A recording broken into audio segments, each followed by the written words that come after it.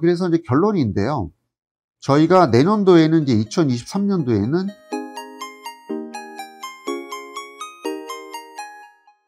안녕하십니까. 하나증권 통신서비스 네트워크 정비 담당 김홍식입니다. 예, 오늘 마지막 아마 저희 방송 업종 세미나가 될 것 같네요. 그래서 어쨌든 새해 복 많이 받으시고요. 결론부터 말씀을 드리면 오늘 저희는 네트워크 장비 쪽 주제로 말씀드리려고 하고 결론적으로는 저희 2023년도 많이 기대하고 있습니다. 지금 주가를 보시고 실망하신 분들은 일단 내년도에 다시 한번 큰 기회 올 거니까 걱정하지 말고 새해 맞이하라는 말씀 꼭 드리고 싶고요. 구체적인 코멘트 지금부터 좀 드리겠습니다. 제가 왜 내년도 전망을 좋게 보는지에 대해서. 저는 이미 이제 사전 말씀은 여러 가지 리포트를 통해서 많이 드리고 있고, 저희가 3분기 실적에 대해서 좋을 거란 얘기를 많이 드렸는데, 실제로 보시면 실적은 잘 나왔습니다. 합산 매출액이 8,100억으로 전년 동기 대비 40% 증가했고, 연결 영업이익이 720억으로 전년 동기 대비 대략 2배 정도 나왔습니다. 저희가 커버하는 4개 회사 기준이 아니라 상위 업체 11개 기준으로 말씀드렸다는 것 좀 말씀드리고 싶고요. 실적 호전의 원인도 예상대로 똑같습니다. 기존의 인빌딩 쪽에 매출 성과가 상당히 좋았기 때문이라고 보시면 될 것 같고, 시장 자체도 저희가 계속 주장하던 미국과 일본 시장에서 성과가 나왔다 이렇게 보시면 될 것 같고요.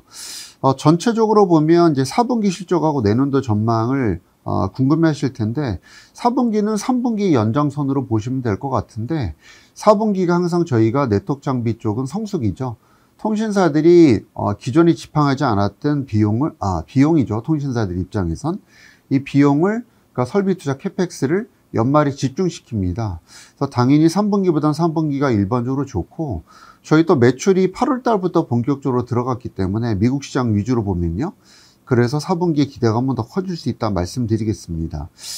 내년도에는 저희가 조금 예의주시해야 할 사항이, 사실 저희 3분기, 4분기로 보면 저희 커버리지 4개사 기준은 이제 확고하게 좋아지는 모습이 나타났는데, 과연 내년도에는 현재 적자를 보고 있는 회사들조차도 제 예상대로 턴어라운드 하는 회사가 나올 수 있는지에 대해서 궁금하실 텐데, 그래서 저희가 마지막 퍼즐이라고 얘기하는 업체가 이제 KMW예요. 그래서 저희가 2019년도 탑픽으로 계속 말씀드렸었고, 2020년도까지도 탑픽으로 계속 추천을 드렸던 KMW가 제가 커버리지를 제외한 지가 거의 2년이 다 돼 가는데요.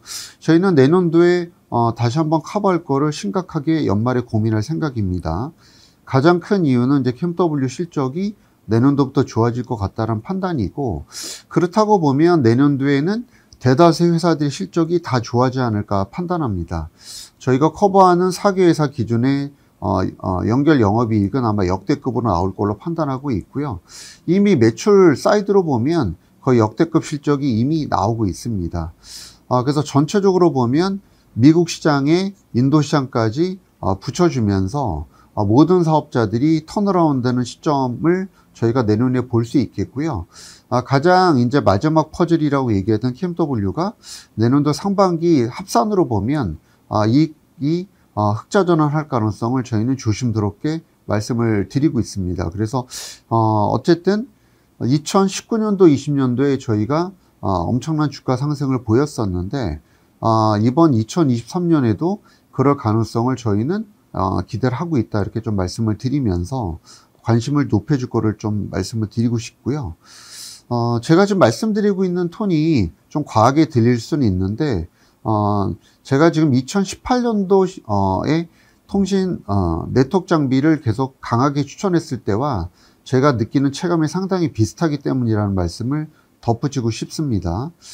가장 큰 부분은 이제 아무래도 이제 미국 시장 쪽, 그 다음에 인도나 그 다음에 유럽이나 그 다음에 최근에 또 각광을 받고 있는 일본 시장 쪽에서 이 중대역 주파수에 대한 활용도가 증가하기 때문입니다.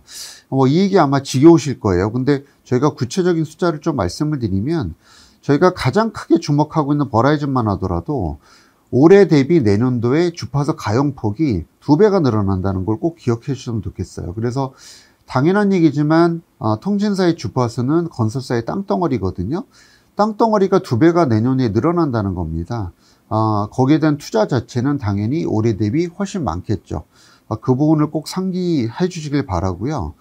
전체적으로 최근의 동향을 보면 삼성전자나 노키아, 에릭슨 외에 추가적인 벤더 설정들이 최근에 계속 발생되고 있어요. 이건 또 어떤 메시지냐면 투자가 증가하고 있다는 겁니다. 그러니까 통신사들이 하나 한 가지 벤더로 처음에는 구매를 하다가 이 구매 폭이 커짐에 따라서 이 벤더에 대한 설정 폭을 늘리는 거거든요. 그래서 많은 사업자들이 매출처가 된다라고 이해하시면 되겠고, 그건 당연히 저희 장비회사들한테는 좋은 얘기가 되겠죠. 그래서 이 부분을 다시 한번 강조를 드렸고요. 얼마 전에 저희가 이제 크게 화두가 됐던 28기가헤르츠 주파수 회수 자체는 이건 단기적으로 미칠 영향은 크진 않아요. 하지만 이게 장기적인 영향은 되게 클 수 있다고 보는 게, 제가 이제 통신 네트워크 장비 쪽을 계속 말씀드릴 때 일단 수주하고 실적에 대한 중요성을 단기적인 포인트로 말씀드렸다면, 저희가 장기적으로는 이 5G에 대한 장기적인 밑그림 자체가 중요하다. 그래서 5G 이벤트 수주 실적이 주가를 만든다는 얘기 여러 번 드렸어요. 근데 지금은 5G 이벤트 자체가 사실 약하죠. 저희 주가가 실적도 좋았고 수주도 좋은데 현재 왜 네트워크 장비 PER이 10배가 안 되고, 그 다음에 주가가 최근에 뭐 30-40% 반등하긴 했지만 뭐 일부 업체는 또 그 정도도 반등을 못했으니 주가 상승폭이 너무 더딘 거 아니냐 말씀을 하실 텐데, 가장 중요한 거는 이 5G 이벤트 부족 때문입니다. 저희는 이렇게 말씀드리고 싶어요. 28을 내년도에 국내 통신 3사가 재할당을 받느냐, 그러니까 즉 경매에 참여를 하느냐 아니면 하지 않느냐가 결정적인 주가에 대한 영향을 줄 걸로 봅니다. 저는 결론적으로 통신 3사가 28 주파수 할당을 받는다고 보고요. 만약에 이렇게 된다고 보면 네트워크 장비 쪽에는 28에 대한 밑그림이 그려지는 포인트로 이해하시면 돼요. 그래서 아마도 2024년도에 국내 투자가 다시 5.5G로 mm웨이브, 그래서 28기가헤르츠에 대한 투자로 연결될 수 있다는 말씀을 계속 드리는데, 이 부분 자체가 어떻게 보면 내년도 여름 또는 하반기 정도에 예상되는 주파수 경매를 통해서 시장에서 확인할 거라고 이렇게 보고 있습니다. 일부에서는 28기가헤르츠를 통신사들이 안 받을 가능성을 말씀하시는데, 저는 가능성이 낮다고 봐요. 과거에 이제 사례로 보게 되면 네트워크에 대한 기술 자체를 장담했던 많은 분들이 낭패를 겪었던 사례가 많습니다. 이번 경매는 대략 5년이 아니라 10년 정도까지도 예상이 되고 있는 경매고요. 그러니까 사용기간이 10년이란 얘기죠. 10년 동안 이 mm웨이브가 상용화 안 된다라는 생각을 가져야만 이 주파수를 안 받을 텐데, 과연 LG플러스나 KT가 이런 생각을 할 수 있을까요? 저희는 당연히 받을 가능성을 높게 보고 있습니다. 최근에 또 한 가지 고무적인 부분은 앞서 설명드렸던 이 주파수에 대한 활용폭이 커지면서 벤더가 커지고 있다는 건데요. 우리나라 이제 중소장비 업체들 최근의 동향을 보시면 삼성 위주에서 후지지, 에릭슨, 노키아 쪽으로 파장이 커지고 있습니다. 이 부분 자체도 일부 HFR이 최근에 노키아 벤더로 설정이 되고, 그 다음에 저는 내년도에 KMW가 또 한 가지 이벤트를 만들 걸로 보는데, 그런 것들이 계속 확인되면서 주가 상승폭을 키울 걸로 판단하고 있습니다. 그래서 이제 결론인데요. 저희가 내년도에는 이제 2023년도에는 올해와 마찬가지로 수출에 대해서 실제로 저희는 큰 기대를 하고 있고, 2024년도는 그 못 먹고 살래라고 했을 때 아직까지는 퀘스천 마크입니다. 제가 아까 설명드렸던 인도나 유럽을 당연히 기대하지만 이것도 어쨌든 수주 성과를 보고 저희가 향후를 예측할 수밖에 없고, 아직은 뭐 사실은 저희 내피셜인 거고요. 하지만 2024년도에 5.5G를 실제로 내년도 주파수 경매 이후에 투자 자체로 이어지는 그 밑그림이 나와준다면 이거는 이제 팩트화 되겠죠. 근데 저희는 이 가능성이 점점 높아지고 있다고 봅니다. 그래서 이렇게 된다면 2022년에 시작됐던 일단 네트워크 장비 투자가 2027년도 6G까지 연결될 수 있습니다. 왜? 5G 차세대 버전이 5.5G는 결국 6G 레디 장비라고 보셔야 되거든요. 그래서 2024년부터 길게는 2027년도까지 장기간에 걸쳐서 이루어질 거예요. 그래서 이런 부분을 가지고 저희는 네트워크 장비 쪽에 집중할 필요가 있다고 판단하고 있고, 저희 오늘은 2개 종목 말씀드리겠습니다. 저희가 이제 커버리지가 4개이긴 하지만 그 중에서도 단축해서 좀 더 함축적으로 지금 밸류에이션까지 감안해서 가장 강추할 수 있는 종목 2가지를 꼽자면 솔리드나 이노아리스가 아니겠나 싶습니다. 둘 다 너무 쌉니다. 3분기 실적도 좋았지만 4분기 실적은 이거보다 약간 더 좋을 걸로 보고 있고요.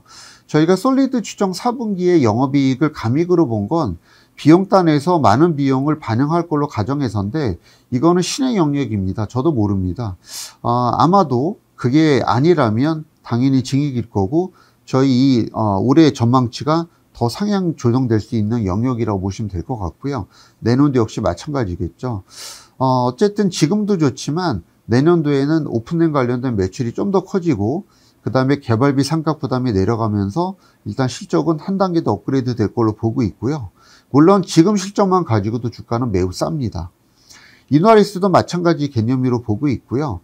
내년도에 오픈랜 시장 기대 똑같이 크고, 그 다음에 지금은 전체적으로 보게 되면 일본 쪽에 집중되어 있는 상황인데, 나중에는 미국이나 국내 쪽에서도 성과가 나타날 걸로 보고, 그 트리거가 발생되는 시점이 올해 연말 내년 연초 정도로 보고 있기 때문에 모멘텀도 좋고 밸류에이션 자체도 말도 안 되게 싼 종목으로 추천드리겠습니다. 예, 이상으로 네트워크 장비 업종 전망을 다 말씀을 드렸고요. 다시 한번 강조드리지만 저희는 연말 연초 네트워크 장비 랠리 가능성 높게 보고 있습니다. 많은 관심과 지지 부탁드립니다.